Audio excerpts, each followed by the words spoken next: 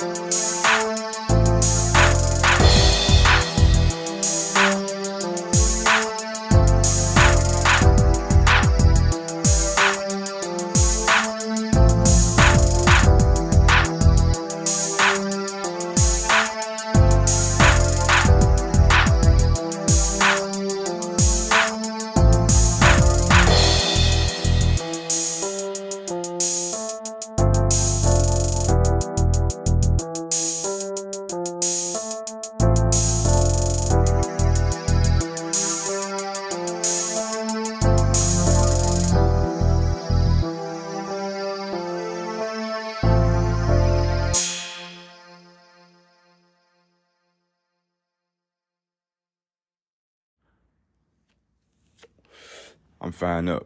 You should too. Man, some shit that need to be said is that your feelings always boil down to be a personal problem. Nobody can manage your feelings for you. People can kind of influence feelings to come about you, but ultimately your response, whilst under duress or whilst calm or whilst anything, is still going to be, you're still on the hook for that. Your feelings don't matter. You can't just get angry and kill somebody, and then when they say, why'd you kill him? I was angry. Well, I understand that. I feel that too. Case dismissed. No, it don't work like that. It doesn't work like that at all.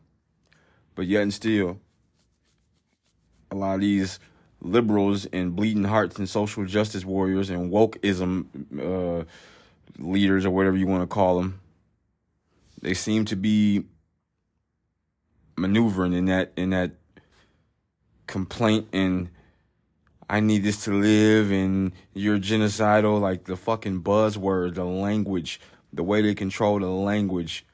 George Carlin talked about how they just changed the language, how a term in battle where a person's nervous system has been fucking pushed to the max, it's called shell shock. He says simple, direct language, almost sound like the bomb themselves. Then they came out with battle fatigue. Oh, it even sounds a little softer, Then they come out with operational exhaustion. Shit, it sounds like something that'll happen to your car, which it does. Operational exhaustion, and now they have the term for that same condition that we have now, post-traumatic stress disorder. And he said these people have been bullshitted into thinking changing the name of the condition actually changes the condition. Well, guess what, bucko? Ain't gonna happen. And this seems to be the case, especially regarding gender ideology and the movement against it. It's a lot of counterforce against that argument because it implodes on itself.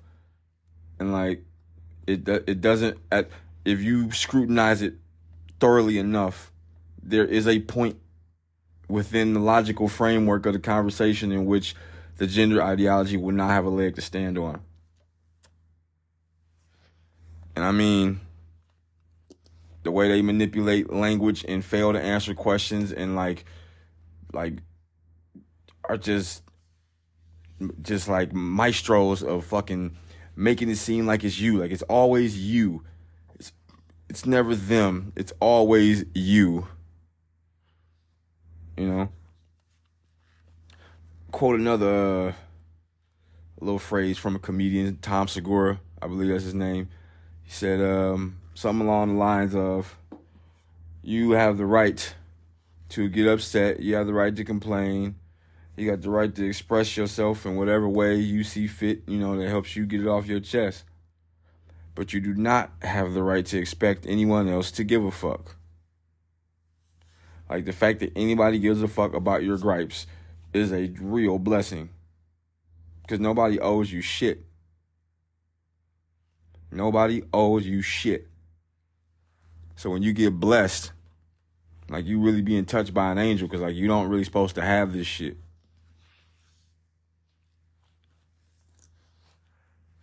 Your feelings don't matter. Facts don't care about your feelings. There's too much emotion in society. And it's like when you have a threshold which contains, like, these, how can I explain this? It's really tough. Like, when you introduce the threshold for this kind of shit, like, it's obviously going to be some variance, some of it's going to work for the good and some of it's going to go for the bad, but, like, this is the consequence of the bad. Like, this, when you hear them talk, when you hear them argue, it doesn't make sense. It's real easy to spot a liberal. And it's like, I wouldn't really consider myself, like, fully conservative, but whatever a liberal is today is not what I am. Because, I mean, shit happens to me all the time. I don't always get my way. I'm not always happy about it. And sometimes I do have a little bit of a brief emotional outburst or a little spat or something. But at the end of the day, I understand that your emotions and your feelings are like weather.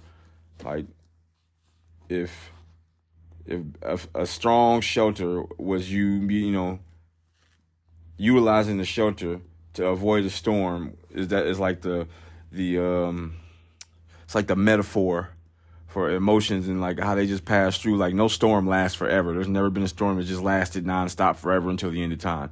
So if emotions are like storms in any way, like when there's turbulent weather, inclement weather, you know, lightning, natural disaster and shit, these are just emotions. But as you age and as you progress and as you mature, you learn how to fortify your shelter in ways to where it can withstand some of the hardest and most harshest storms that you've been through. And, like, you start realizing, like, just because you see emotions coming doesn't mean you gotta, like, stand out there and try to deal with it right then and there. It's like, no, you utilize your shelter, you go back in that shit and you wait for that storm to pass and you come back outside when it's sunny, you know? And you try to do that as often as you can. Sometimes things are going to get in the way, but it's just people that have been programmed to expect too much success without putting in any effort for it too often. It's become a really bad trend in society. All these motherfuckers complaining and bitching like participation medals and all this validation and affirmation and the necessity of another person for the validation of one's self-image is rude, is invasive, and it needs to stop. Not just on gender ideology, with anything where that's happening. Like, this is not about your feelings. You don't have a truth. There is no your truth. There's the truth.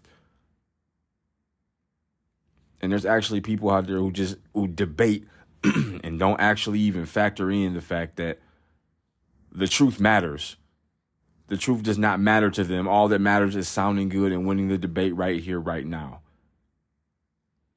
And that's bad. That's horrible. And we need to do something about it before it has consequences that it's already having consequences that we're going to really wish we had cleaned our act up sooner. But the culture is about to implode. And it ain't about you being able to do whatever you want. I mean, of course you can. Nobody can stop you. This is America. But just because you could do whatever you wanted to do doesn't mean you should do whatever you wanted to do. Doesn't mean it's the best idea. It doesn't mean that there's something more worthwhile that you could be doing, like giving back to your community and fulfilling your duty in society as a man or a woman or whatever you do, you know. And that's the thing that I'm trying to hardwire into myself, because coming up, it did not click for me.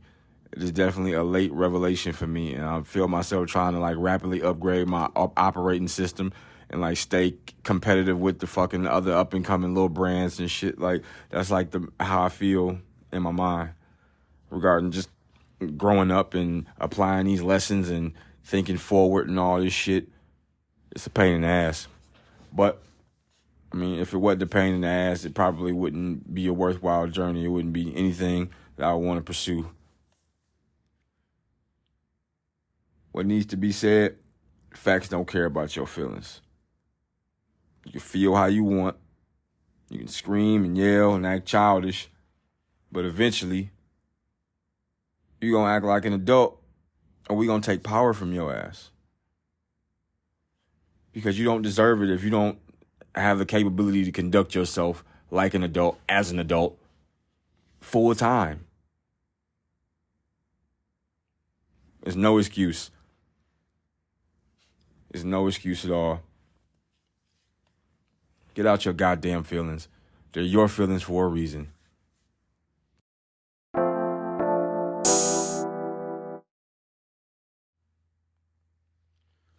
Charles R. Davis, courtesy of Yahoo News, Business Insider. After student loan decision, AOC says the Supreme Court is on a dangerous creep towards authoritarianism. All right, let's get into this. Rep. AOC Alexandria Ocasio-Cortez said the Supreme Court is on a, quote, dangerous creep to authoritarianism. Speaking to CNN, the New York Democrats said the court is taking over the role of a legislature. They are acting as though they are Congress, the lawmaker said, calling it a dangerous trend. The Supreme Court's 6 conservative justices are on a frightening power trip, Rep. AOC said Sunday, arguing that recent decisions on student loans and affirmative action show that the right-wing majority is ignoring the will of elected officials and, quote, beginning to assume the power of a legislature. Speaking on CNN,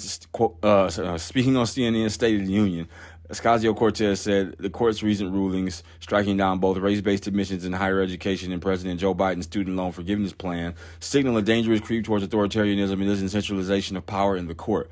They are expanding their role into acting as though they are Congress itself, and I believe is an expansion of power that we really must be focusing on.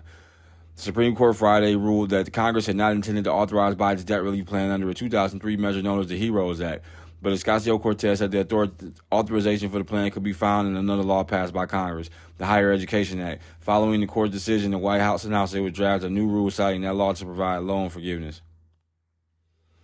With the pandemic-era pause on loan repayments due to expire later this year, however, in any new debt relief rule by law requiring a 12-month wait, Ocasio-Cortez said the administration should at least consider suspending interest payments. She also urged her fellow members of Congress to step up their oversight of the nation's highest court, citing that the revelation that members such as Clarence Thomas and Samuel Alito failed to report large gifts from influential right-wing donors. Oversight should include subpoenas, she said, to force the likes of Chief Justice John Roberts to address the court's apparent conflicts of interest. The possibility of removing justices who are found to be corrupt can't be ruled out, she said, arguing there must be impeachment on the table. The Supreme Court has not been receiving the adequate oversight necessary in order to preserve their own legitimacy, she said, and in the process, they themselves have been destroying the legitimacy of the court, which is profoundly dangerous for our entire democracy. Dangerous for our democracy. Dangerous for our democracy. Dangerous for our democracy. I haven't looked this up and verified it, but I watched a YouTube short where guys this is not a democracy. America is a republic. It's a republic, which would work how things work if it wasn't currently all run by Democrats and left-wing ideologues. But about AOC, I don't know if you've ever heard her talk. I don't listen to a lot of the things she say because I just have a low tolerance for goofy shit. But a slight creep towards authoritarianism, it's I understand that forgiving the loans would have been good, but I don't think it's just every time it's always due to some right wing and it's right wing extremism, it's fascism, and it's no, it's just you took the loan out, you signed a promissory note, you did all of that, and everything took a hit. We got hurt, economy slid a little bit, but shit, you're gonna have to go through some hard times. We need to make some tough changes. You need to pay that debt. So even though, we know these businesses, these corporations got millions of dollars, capitalism, all that shit, yada, yada, yada. I hear you. I do. But to just forgive the loan that's all you got to do is to sign up for it, and this much is forgiven. you should have to make like so many payments on time consecutively for so many months, or clear a balance of a certain amount of dollars within a certain period of time. And if you do that, maybe they work out some flavor of amnesty or something, you know, depending on your credit score and all this and that and all that type of shit, many different factors, but something like that, you know. But with this whole shit talking about slight creep toward authoritarianism, like I seen her arguing, I forget the dude, it's this heavyset white guy, and she was arguing with him about people crossing the border, like from Mexico into the United States. And she's like, seeking asylum is legal. Legal asylees are not aliens. And he's like, I'm talking about, shit, they want to enter the country for asylum, do it the legal way, enter through the port of entry. The Attorney General has been very clear about this. He said separating children from their families. It was the same law I used when I separated. Like if we caught a drunk driver and he had children in the car, I'm going to separate him from the family. And she was trying to draw the parallel, like, so you've been separating people from their families for years. And it's like, yeah, we're separating them from their family, but we're not just doing it out of boredom. We're not just doing it for GP. Like, we're doing this shit because there proposes a problem or a hazard in this situation that could affect human life, especially that of children. And society places value on children. So why is that hard to understand? Why is it even like, this shit is all rhetoric. All that shit she's up there saying is just rhetoric, fucking canon, just bullshit. Like, this constant narrative, this race-based admissions and all that shit. I don't really see much race. Only people talking about racism in 2023, I feel like it's fucking Democrats, liberals, bleeding hearts. These only motherfuckers just constantly just whining about how some shit happened, made them feel, and or just, you know, I have no soul, and right wing, like that's an insult. Like, why is right wing an insult?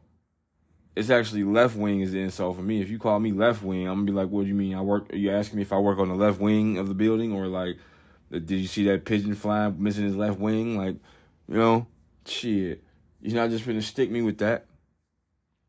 Don't call me no left wing. Shit, a lot of my values have shifted dramatically over the years. Now that my eyes are just open to like things in the world, you know, at least to some degree, you know, watching screens and shit. But I've been around a little bit, and I'm not thrilled nor upset about the loan decision. You know, like I said, I have student loans myself, but I wouldn't mind paying them back eventually. I couldn't tell you when shit, but you know, I'll pay you back when I can. Shit, I throw something on it eventually, and I'll feel better for it, or I won't. But in any case, you know,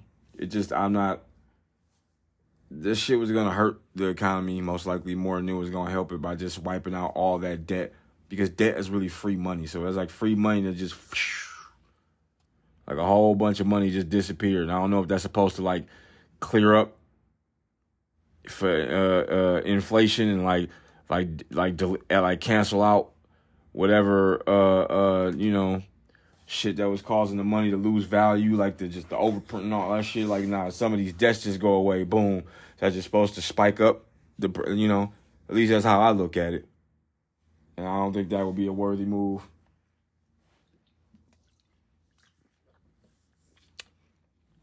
AOC, just a fucking, Matt Walsh says it best, man. Like, these people are just theater's kids.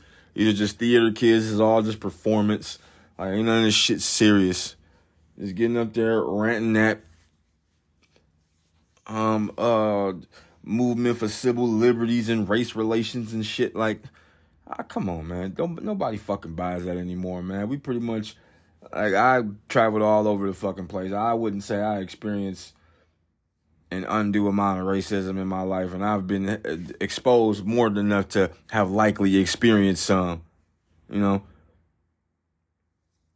That shit doesn't even bother me. But AOC bothers me. Like, I just wish she would talk less. I just wish she would, you know, just leave, just stay out of the discussion. Stay out of it. You can sit and watch, but like you can't talk because the likelihood that you're gonna say some dumb, foolish shit that some people are dumb and foolish enough to believe, it's a chance we're not willing to take. I'm sorry. You gotta go. Like, I can't help you.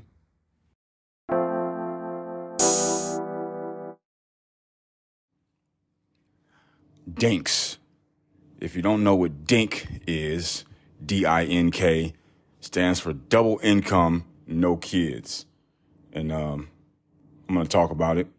Eleanor Pringle, courtesy of Fortune, you'll change your mind. And that's in quote. It's a phrase, DINK, double income, no kid. Households hear regularly from colleagues, family members, friends, and even strangers when they say they don't want or don't have or want children. Yet couples choosing not to have offspring are a growing minority.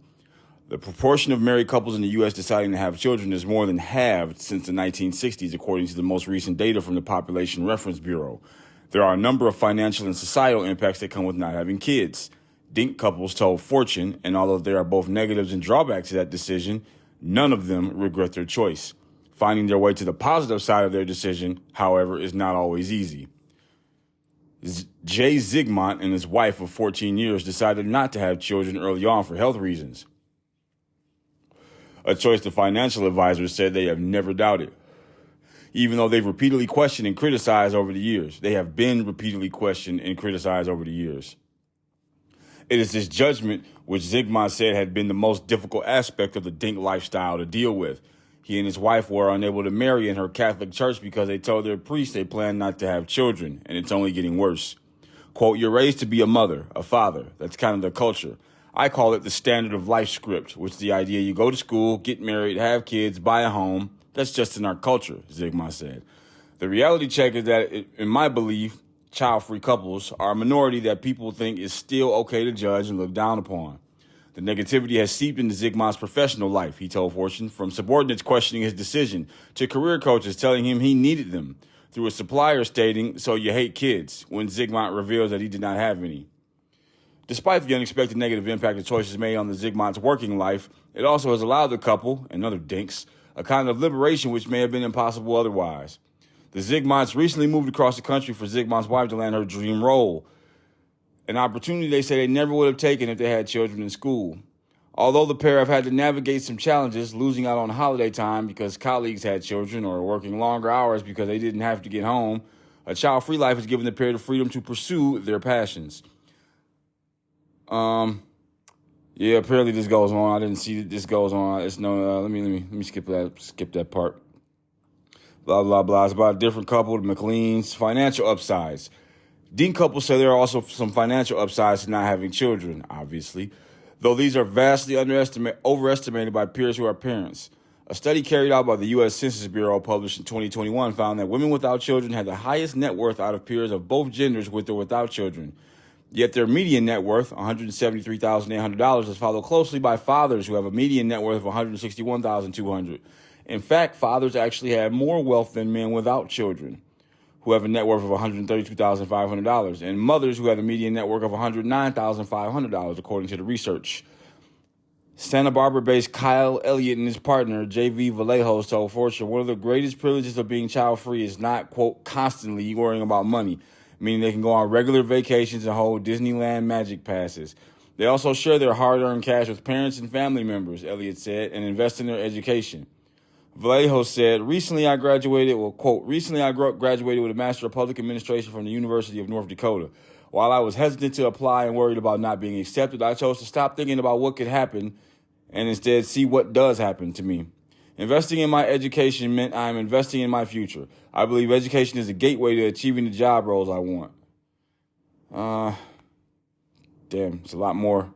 I misunderestimated the length of this article. I'll go ahead and breeze through it. Different life plan. I'm going to summarize, too. Different life plan. DINK couples are a growing demographic. Services catered to their needs are still lagging behind.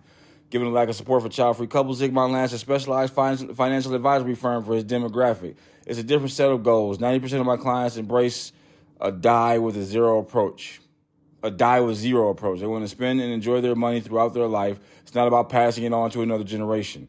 It's a different life plan, not better nor worse.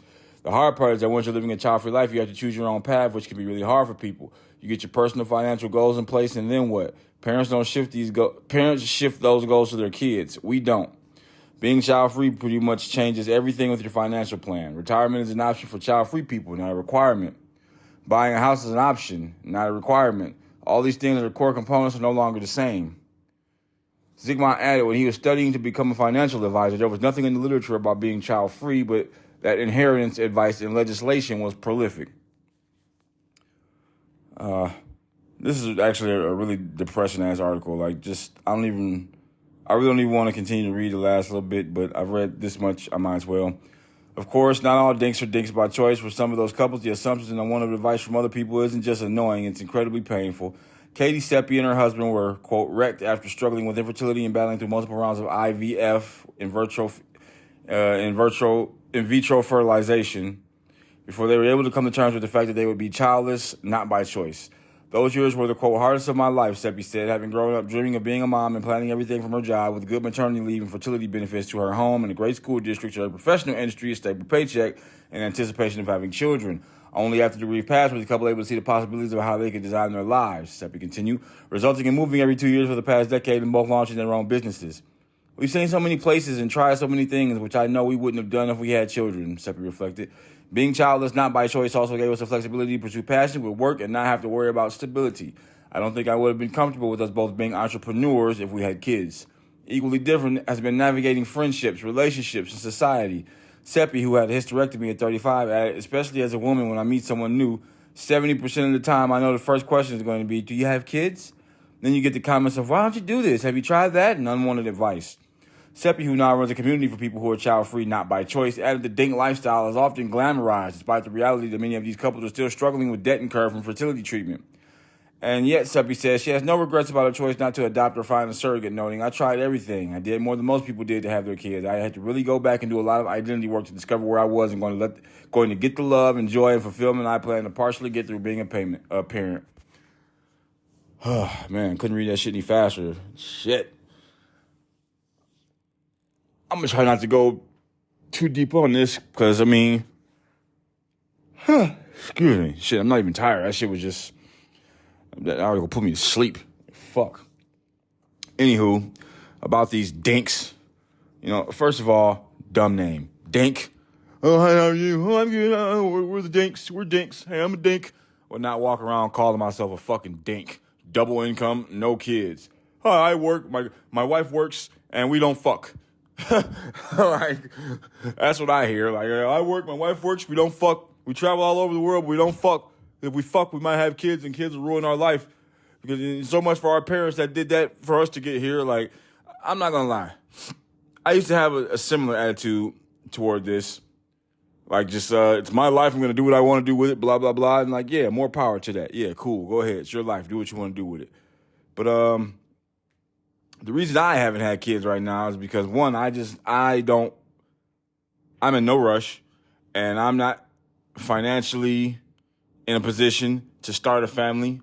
I haven't found a woman that seems partially committed enough that it would be a wise decision to impregnate or have children with or start a family or any of that shit. Like, there's a lot of obvious failure signs for me if I were to begin a family right now. I don't even have a woman to do this with, and it's like, there are certain things that if I were going to have a family, I'm going to take very seriously, and I'm not going to allow into my family. Like, my family is mine. I am the head of it. I am the owner, CEO, everything of my family.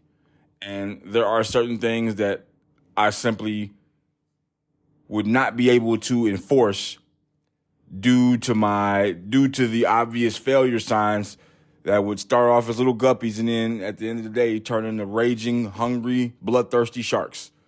So those are the reasons why I'm a sink. I'm a single income with no kid. Like, I'm a sink. And how much, sink kind of sounds like simp or in sync. Like, so I'm not going to call myself a sink, but I guess I am, by my definition, a sink. But yeah, this dink shit, man, like, it sounds like these people are afraid of something. And I can't definitively say that they're afraid, but it sure fucking sounds that way. Like all this fuss about what you're able to do because you had kids. Like you realize like there's a lot of extraordinarily wealthy and successful people that have kids. Does it mean their families are like perfect or anything like that? No. But they have kids. Like kids are not like your mom and dad had to think, they couldn't have that dink mentality in order for your ass to be here to have the dink mentality. Like if you take that logic and apply it to everybody, we're all dead in 20 years. So it's like, I see the upside to it. I see the glamour in it. I see why this is something that someone would want to pursue. However, it's not like just over kids. Like you think kids are going to ruin your life and prevent you from achieving your life goals. Like that attitude is anathema to civilization, to progress, it's like, why would you think of kids that way?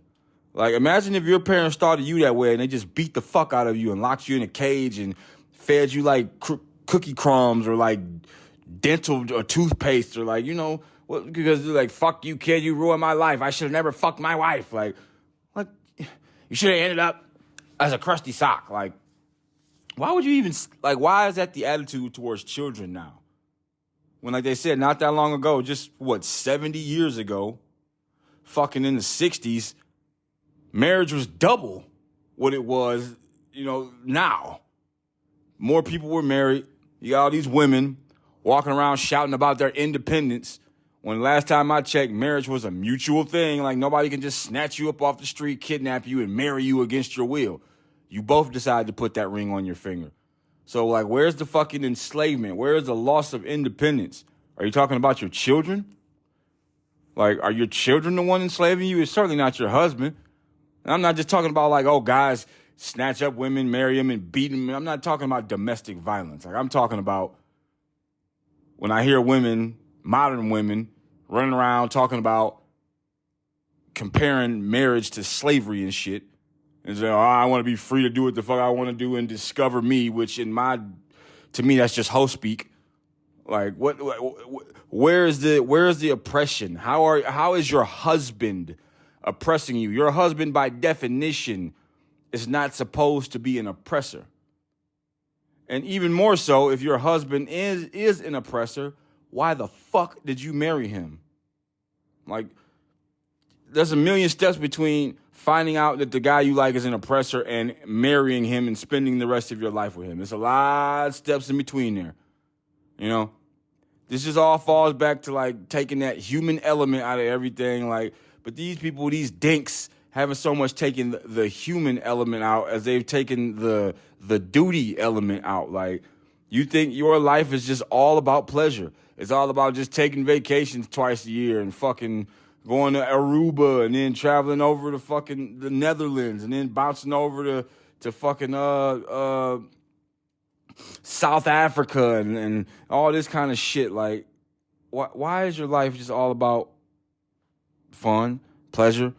Like, you think the only reason you exist is to find to find pleasure, to seek pleasure? Like, if you're not feeling good, don't live. And don't get me wrong, like, I seek pleasure. I think all people should at some point and to some reasonable degree seek pleasure. But to craft your life around seeking pleasure and to make the faulty assumption of things you wouldn't be able to do if you had children, like, that statement, unless you're a woman who's suffering from like fertility issues, you can't reproduce or some shit to that effect. They probably got more of, probably doesn't apply to them as much. But unless that's the case, like, that statement can never transcend total speculation. That's speculation. You don't know what the fuck you would have done if you had kids because you're too fucking scared to have kids. Because you think it's going to ruin your already miserable life, I'm assuming. Like, the fuck out of here. Is that the only thing that makes you people happy? Vacationing and fucking going out and eating at restaurants every night and not fucking? Like, is that the only thing that gratifies you? Is that the only kind of pleasure you want to seek? Yeah, you guys own businesses and you don't want to pass the wealth on to the further generations? Why the fuck not? In 50 years, nobody's going to fucking remember you people. You're not going to be talked about. You're not going to be... You will be a fucking exhale. Like, you will just be come and gone. There will be no record of your fucking existence. Nobody's ever going to remember you or give a single solitary fuck about your being. But that's what you want to go after? It's weird. It's weird. To me, anyway. It's weird to me. Like, I used to think this way. But in the back of my mind, there was always a nagging feeling that was not like... It couldn't be it. Like, whatever you people think you're going to miss out on by not having children and working longer hours and taking 7 vacations a year and fucking, you know, living on a golf course or whatever that is, whatever you think you would miss out from doing that shit, owning your own business, will be ultimately and completely blown out of the water, I believe, by raising children, having a successful family, and building a legacy that will always trump all the other dumb shit. You owning a business, or you have time to fucking plant your perennials, or you got time to fucking work on your archery, or whatever little goofy ass nerdy fucking hobby you got that you now have time to do because you're not changing diapers or fucking worried about stability. Like, the fuck? You should be worried about stability anyways. These people sound fucking weird, strange. They sound like they don't really have it in them to fulfill their evolutionary purpose. And then they want to start all these groups and fucking help support groups and shit to defend their fucking weakness, and they don't want anybody asking them why they don't have kids. It gets annoying. Well, shit, it gets annoying seeing you motherfuckers walking around not having kids. It's probably how the other people feel. You know? This dink shit is just strange to me. If I was a dink, I wouldn't want anybody to be called. I wouldn't want nobody calling me a dink. I would find a new name for that shit. You don't want to be an adult person in the 2020s walking around talking about, hey, we're dinks. We're dinks. Fucking stupid, man. I want to know what you guys think about this. Do you think life in America is getting better or easier, or are we on a downward spiral towards our demise? I'll put a link in the description to this episode, and if you click it, you can send in a voice message and answer the question. And maybe one day I'll feature it on the show. Thank you.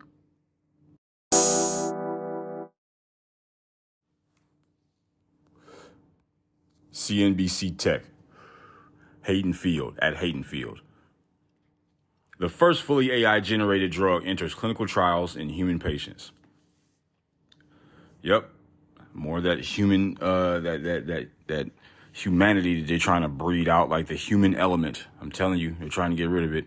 Anyway, key points. Insilico Medicine, a Hong Kong-based biotech startup with more than $400 million in funding, created the drug as a treatment for idiopathic pulmonary fibrosis, a chronic lung disease. Quote, is the first fully generative AI drug to reach human clinical trials, and specifically phase 2 trials with patients. Alex Zavarankov, founder and CEO of Insilico Medicine, told CNBC. The discovery process for the new drug began in 2020. The first drug fully generated by artificial intelligence enters clinical trials with human patients this week. Insilico Medicine, a Hong Kong-based biotech startup with more than $400 million in funding, created the drug as a treatment for idiopathic pulmonary fibrosis, a chronic disease that causes scarring in the lungs. The condition, which has increased in prevalence in recent decades, currently affects about 100,000 people in the U.S. and can lead to death within 2 to 5 years if untreated, according to the National Institutes of Health. Quote, is the first fully generative AI drug to reach human clinical trials, and specifically phase 2 trials with patients, said Zavarankov, founder and CEO of Insilico Medicine. While there are other AI-designed drugs in trials, holy shit, ours is the first drug with both a novel AI-discovered target and a novel AI-generated design. The discovery process for the new drug began in 2020 with hopes to create a, quote, moonshot medicine to overcome challenges with current treatments for the condition, which mostly focus on slowing progression and can cause uncomfortable side effects, Zavarankov said. He added that Insilico has chosen to focus on IPF in part because of the condition's implication in aging, but the company has 2 other drugs partially generated in AI in the clinical stage. One is a COVID-19 drug in phase 1 clinical trials, and the other is a cancer drug, specifically a USP1 inhibitor for the treatment of solid tumors, that recently received FDA approval to initiate clinical trials. When this company was launched, we were focused on algorithms, developing the technology that it could discover and design new molecules, says Zavaronkov. I never imagined in those early days that I would be taking my own AI drugs into clinical trials with patients. But we realized that in order to validate our AI platform, we needed to not only design a new drug for a new target, but bring it into clinical trials to prove that our technology worked. The IPS drug's current study is a randomized, double-blind, placebo-controlled trial taking place over 12 weeks in China, and Insilico has plans to expand the testing population to 60 subjects at 40 sites in the U.S. and China. If the current phase 2 study is successful, it will go on to another study with a larger cohort and then potentially reach phase 3 studies with hundreds of participants. Quote, we expect to have results from the current phase 2 trial next year, adding that it's difficult to predict exact timing for future phases, especially since the disease is relatively rare and patients must fulfill specific criteria, he added. We are optimistic that this drug will be ready for market and reach patients who may benefit from it in the next few years. So, no, see, that was a real yawn. That was not because of this article, even though it freaks me out too. But, so what freaks me out about this?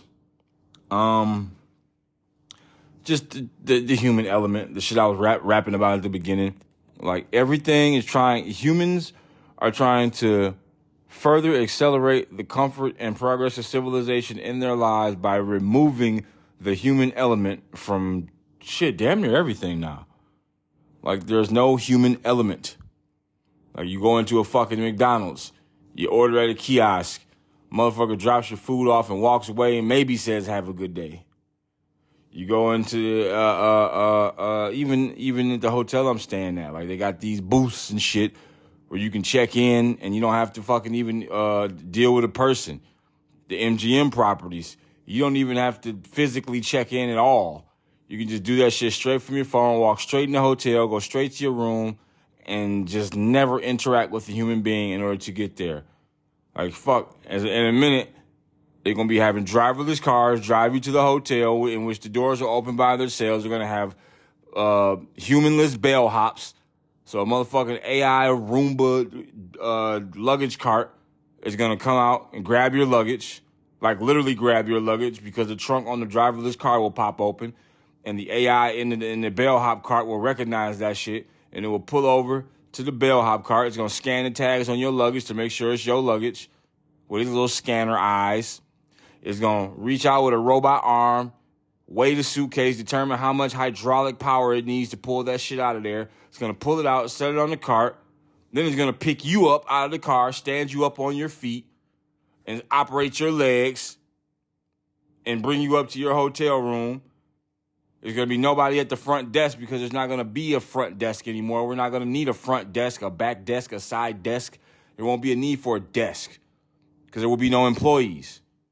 The fucking place will have hired robots completely. So once the robot gets you up to your room, it scans your face, scans your retina, make sure it's you. Scans your wife's face, scans her retina, make sure it's her. It opens the door, it spits out 2 keys and a receipt. And then boom, you go into the room. There's no bed, there's no furniture because the room has furnished and bedded itself. You don't need to sleep because they have AI bots that will sleep for you. So if that's all you got going on, why do you need to live if something will live for you? Where do we draw the line on convenience? At what point is it not convenient and it's crippling? You don't have to go to restaurants anymore. You can DoorDash or Uber Eats or Grubhub or, something else. It's weird. And it's kind of upsetting when you sit back and think about it. Like, at first thought, it might not seem upsetting, but when you really sit back and we are trying to advance ourselves to extinction. Like, these things are all supposed to help us and make life easier and better, which they have. But every time you make something easier or better, there is a drawback with it. There's always a drawback to any kind of push forward, any kind of advancement. There's a drawback. And it seems like the cumulative drawback of all these many, many series of advances paints a potentially dark and undesirable future for the human race. A lot of these things that convenience has eliminated were reasons to like get up and do shit and move and be active. And, you know, all of our problems don't need to be solved. Every time somebody cries, there isn't somebody there to give a fuck. It's just like babies.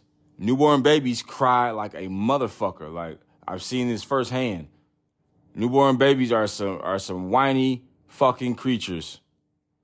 But it's not so much due to the fact that like they are capable and choose to be whiny. They're preambulatory. They have no knowledge. They are completely vulnerable. Like, they need you, and their only way of communicating with you is that yelp, that whine, that cry. You can't replace the human element in a situation like that. Like, you need a human to be there to love and care and provide and all that shit. Furthermore, I was going somewhere else with that, but I switched. It kind of dawned on me in the middle, like that works too. Like, furthermore, if there's no more human element, there's no more babies. Just got done talking about the fucking dinks, the non-fucking dinks, the double income, no kids, no pussy people, the dinkumps. Yeah, that's what I'm gonna start calling them now, dinkumps. Double income, no kids, no pussy. But yeah, if there's none of that, there's no human. And if there's no human, there's no AI, and there's no, certain problems could be left alone.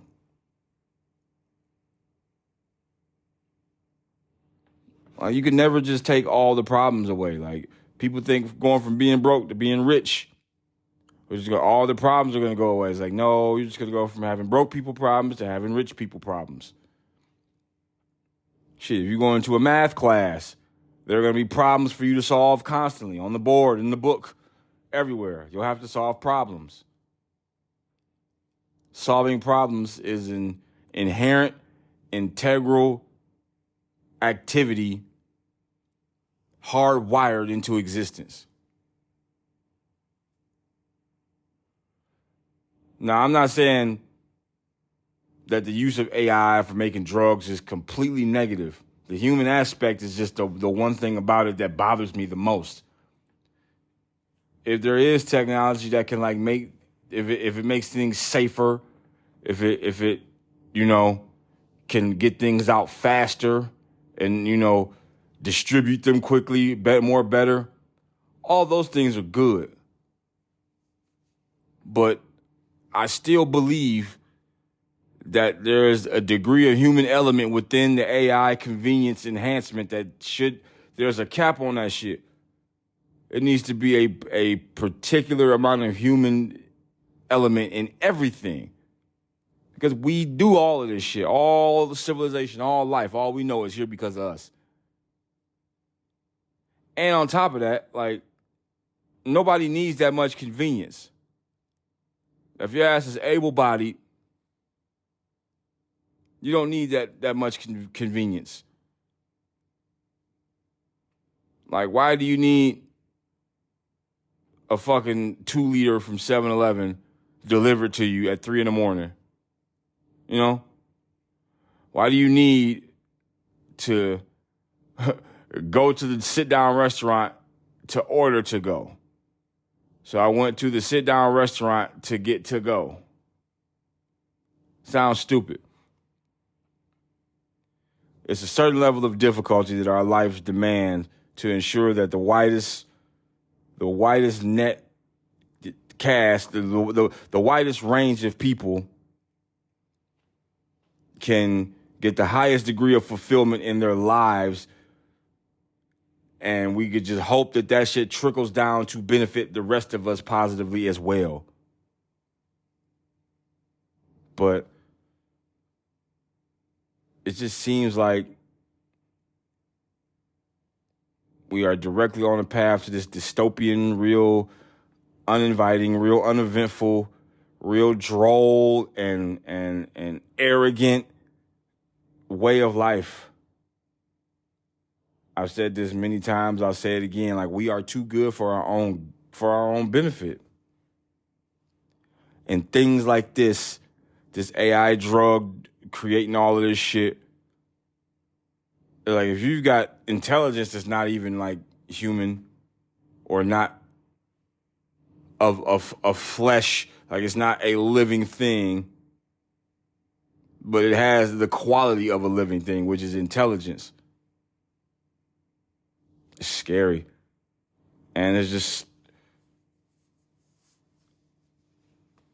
we are living to see we are living to experience the negative drawbacks of convenience. I think we need to fine tune and reevaluate to what degree that we automate everything. A human without autonomy is a vegetable. And quite frankly, I'm not hungry for vegetables right now.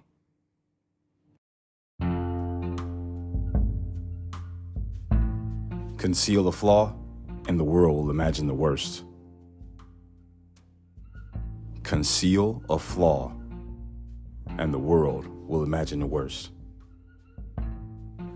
You've just listened to the Chico DeManuel Show. Thank you, and I'll see you next time.